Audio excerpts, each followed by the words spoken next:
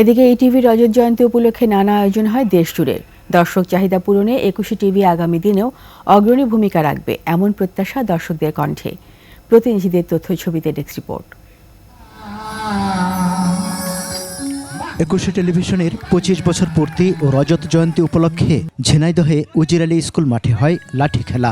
এছাড়া শিক্ষার্থী, পথশিশু, কৃষক সহ সকল শ্রেণীর মানুষের অংশগ্রহণে হয় ক্রীড়া অনুষ্ঠানে সার্বিক সহযোগিতা করে ২১ দর্শক ফোরাম। ২১ টেলিভিশন যে সুনামের সাথে তার কার্যক্রম শুরু করেছিল, এটা ধরে রাখবে। পাশাপাশি আমরা যেন আমাদের দেশের যতগুলো মিডিয়া আছে আমরা তাদের কাছ থেকে আমরা উত্তরোত্তর আরো ভালো সাংবাদিকতা আশা করব। ২১-এর ২৫ বছর পূর্তিতে মৌলভীবাজারে ১৫ দিনের রজত জয়ন্তী উৎসবের পঞ্চম দিনে গ্রামীণ জীবনযাপন, জাতীয় পতাকা, মুক্তিযুদ্ধ ও বর্ষা নিয়ে শিশুদের চিত্রাঙ্কন প্রতিযোগিতা হয়। পরে বিজয়ীদের হাতে পুরস্কার তুলে দেয়া হয়।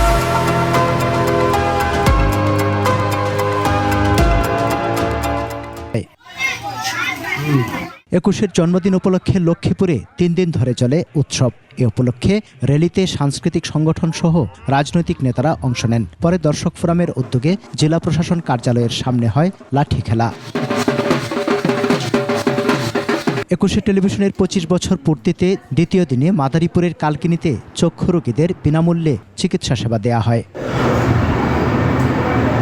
ময়মনসিংহের ভালুকায় ২১ টেলিভিশনের জন্মদিন উপলক্ষে চলে ৩ দিনের অনুষ্ঠান।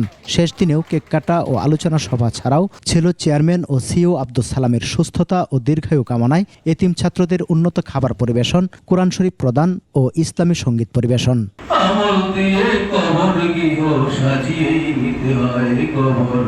সমর ইসলাম, ডেস্ক রিপোর্ট, ২১ টেলিভিশন।